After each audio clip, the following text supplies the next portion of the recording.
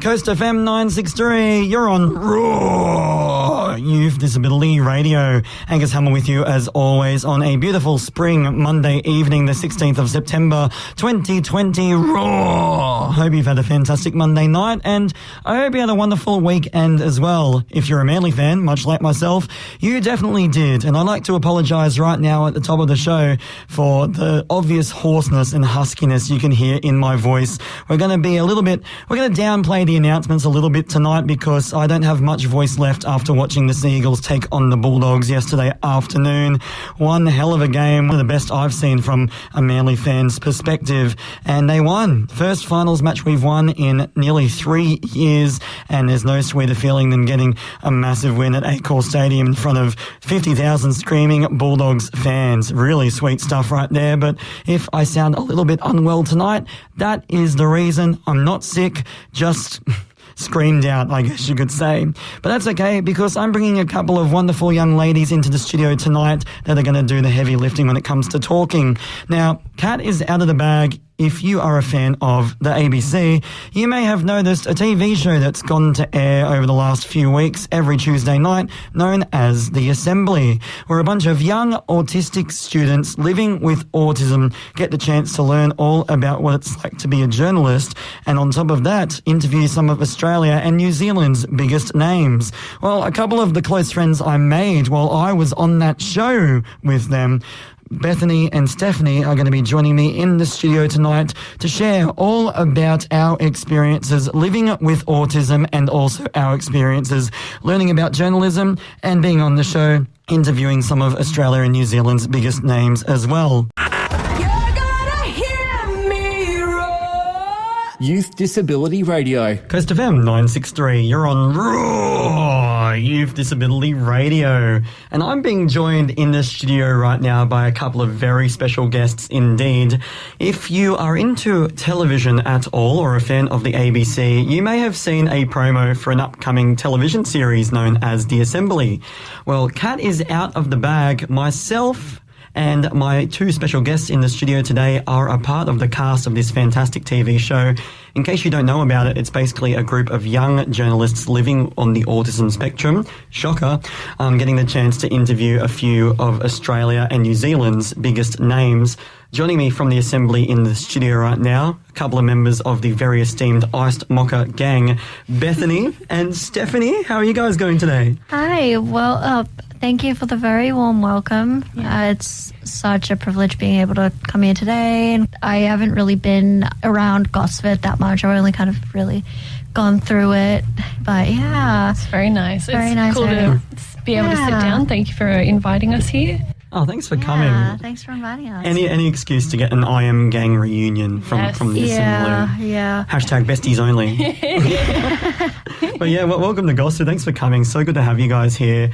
I wanted to say the obvious thing right now is that the three of us, we're all on the autism spectrum. Dun, but dun, dun. I know, right? Whoa, massive reveal. I'm ADHD, so I have autism and ADHD. I know Bethany does as well, but Stephanie, do you have you as well? I believe I do have ADHD, yeah. Yeah. The beauty about autism is it's a spectrum. No one is affected the exact same way That's so true, yeah. by autism. I wanted to go to you first, Bethany. Like, what's your autism experience been like? Yeah, it's still quite difficult for me to explain it because I was only recently diagnosed in my early 20s.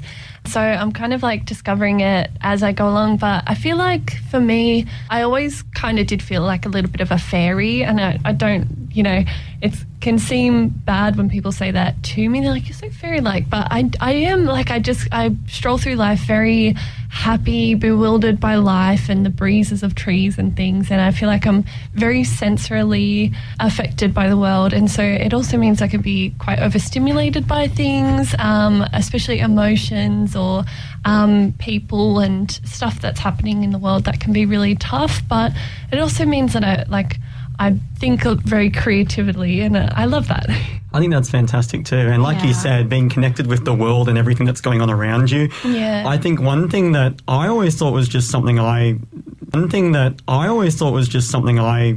experience, but a lot of people as I've grown up have been like, that's so interesting that you think that way, is the amount of small things we find wonder in. Yeah. Like, we see a cool cloud, we see a cool rock, we see a cool stick, and we're like, how cool is this?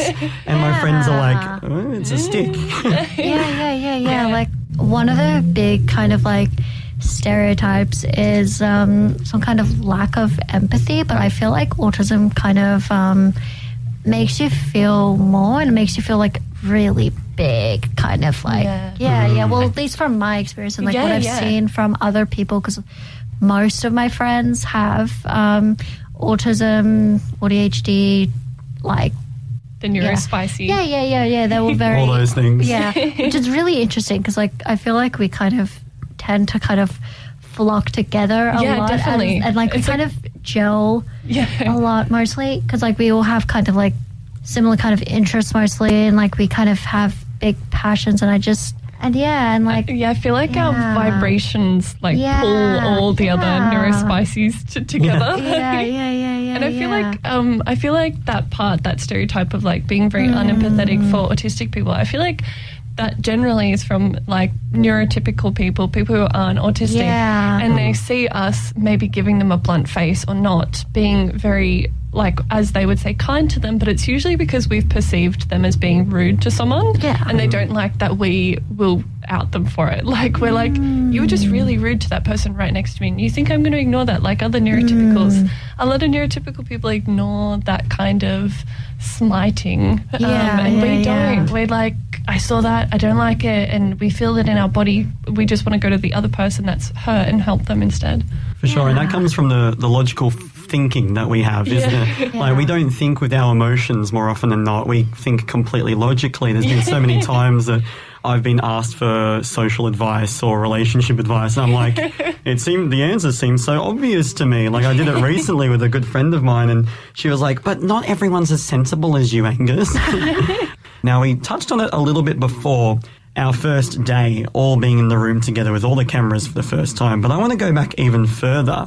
We know, Stephanie, you kind of were brought on the show and told about the show as part of Bus Top Films, but Beth, how did you hear about the show? I think I was on like social media and I saw like this ad come up, and it was like, hey, do you have autism? Are you autistic? Would you like to study journalism? We're going to make a docuseries about it, and we'll pay you. And I was like, that is amazing. You had me at we'll pay you. That's amazing as well, because like it involved the studying, and Autism Spectrum Australia were going to be the team that was assisting the studying process and helping Macquarie University provide the first ever journalism course, which is really cool. And applied, and then we went in for it. There was like 3 interviews for it, and it was really, really cool, and everyone was so nice. So it was already like a big green flag for me. I was like, okay, this seems like a great workplace and something to do. Yeah, it really was, wasn't it? It ended up being like the most wholesome experience. Yeah, everyone was hyping each other up, and like everyone was like, oh, this was a really good question. Oh, I really liked what you did there. And and like we'd kind of like also help each other out if there was like if anyone needed ideas, we'd kind of like go, oh, here's something we can add, here's something we can do, and kind of collaborate and stuff. Yeah, autistic people don't really know competitiveness. We're like, like every single one of us were like, oh, like Stephanie, you really like asking these questions. I've written this question, but I also have these other ones. Do you want to ask it? Or you would come up to us and be like, more likely, Stephanie here would come up with like 30 questions, and she would give us some. I know, you were very generous in that sense. And what you'll see on the show is there are going to be scenes of us sitting at tables with Lee Sales helping us construct our questions, but so much more of us helping each other was happening behind the scenes rather than Lee helping us. Like, I got paired up with Silas and Chow more often than not in the classroom, and they were writing down questions, and they were saying things like, I reckon this would be a good question for you to use, Angus, or I reckon I'll put this question aside for Stephanie or Bethany. Oh, I think Dale would like asking a question like that. So we really were, it wasn't just us in our own lanes, it was really a collaborative effort, and I'm not sure how much of that will be shown on the TV show, but a lot of what you'll see was kind of like us all being a collective big brain in the and the ABC, which is just the beauty of it. I don't know if you guys knew about this, but a lot of the crew that worked on the show, like not just the audio people, not just the camera people, but the runners and the production assistants, they've worked on a variety of other different TV shows. A lot of them have come from reality TV, like Love Island, The Bachelor, MAPS. And they said it was so weird working on a show where no one hated each other. Yeah, it would be so different too. It's not that like drama. Well, except for just in our social flares, like. Yeah. And you know, that's not saying like the show didn't go without conflict. I mean, that's the beauty of being on the spectrum, is that everyone has a different level of tolerance when it comes to like, you know, humour, sarcasm, certain amount of noise and kind of background, you know, overwhelming stuff. I accidentally made Anastasia cry one episode when I made a joke about her accidentally throwing her coffee cup over down the stairs, pretty much. She didn't mean it, and, you know, it was obvious that she didn't mean it. Yep. And I thought me bringing light to that situation by being like, oh, Anastasia, she committed a crime, she littered. Yeah. In my mind, I was like, oh, it's funny because it's so obvious that she didn't mean it. Yeah. But in her mind, she felt bad about it, and that was... I made her cry in that sense, but we made up, and that's the beauty of it. It was okay. She understood in the end there was no malice, and it was just me being stupid, basically. Yeah. Well, it's time for us to take another break, but when we come back, I'd like to talk a little bit more about the logistics of our journalistic stuff we did on the show and the interviews. We've talked about the behind the scenes, we've talked about our experience, but let's have a little chat about what the viewers can expect on this fantabulous show. Coast FM's Raw. Youth Disability Radio. Coast FM 963, you're on Raw Youth Disability Radio, and I'm still being joined in the studio by a couple of the fantabulous cast members of the ABC's Assembly, which I appear on alongside them. Earlier we were talking about our experiences living on the autism spectrum, a little bit of insight into the behind the scenes of filming the Assembly as well. Stephanie and Bethany, you guys are still in the studio with me. Thank you very much for being here tonight. G'day. G'day, mate. So, with the whole promo run that the Assembly's had, every guest has been already revealed. We got to interview some of Australia and beyond's biggest names, Hamish Blake, Amanda Keller, Delta Goodrum, the PM, the top dog, Albo. We also had Adam Goods, and from NZ, across the Dutch, in the first episode, I believe, we've got Sam Neill as well. Now, all of them were just absolutely insane to meet and talk to, but were there any in particular that you, like, connected with the most or that you were most excited about at the time? I felt like Sam Neill was more intimidating for me. I was like, he's got so much depth, whereas Albo's just Albo. He's Albanese. He's a Prime Minister, but he's very like, you know... What you see is what you get, sort of. Yeah, like, exactly. You feel like you already know him because of how much you see him, you know? Yeah, definitely. But, like, and the Albo one especially was strange because... the shoots, the interviews, like, we were sitting there talking to them for like 3 hours. Yeah. But Albo, that was real, time constraint. Yeah, PM's a busy man. He was in Brisbane that morning. Yeah. And then he had to do a radio interview in Sydney that morning. And then he came to the ABC at like, 9, 10 a.m.? Yeah. Like, And then he had something else. does this guy not sleep? Right after. Yeah. And he was only with us for like an hour and a half, and then he had to go somewhere else. Yeah, that was pretty insane. I don't know if this happened to you guys, but it was quite obvious in the classroom and social scenarios that I was like a funny guy. Yeah. And they kind of knew that that was my character, like away from the journalistic scenarios. So there was only Albo and Hamish that they fully encouraged me to go down the funny route. Whereas with the other ones, they were like, maybe step outside of your square and go for more serious questions.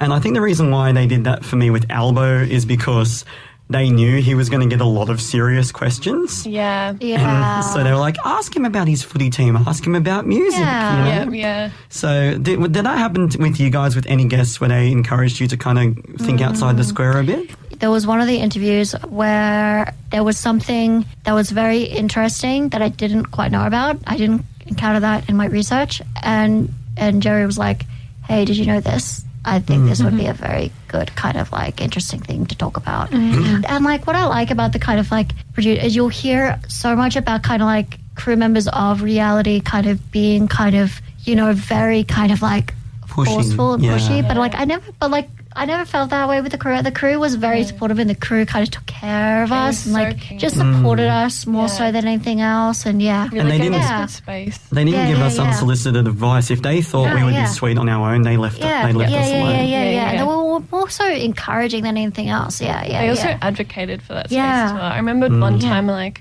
I think one of my first ever questions that I went to make for it was for Lee Sales, and I wanted to ask her this question, and it didn't end up going that well anyway, but I was like, oh, okay, one of our tutors from Macquarie University was just trying to give me advice on how to ask it better, but I felt should I just not ask it then? And so I didn't want to ask hard questions anymore, and they were like, no, do whatever you want to ask. That's what you're good at. Yeah. Who cares? They're just there to give you advice. And I really loved that coming from the production team, them just being like, look, we want you here for you. Ask it. Yeah, 100%. Do you, girl? There's a reason you're here, and that's the reason, so go with it.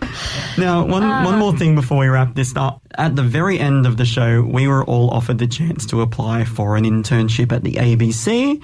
I'm very pleased to announce right now the three of us and quite a few others actually got in to the internships. So that's going to be happening for all of us in the near future.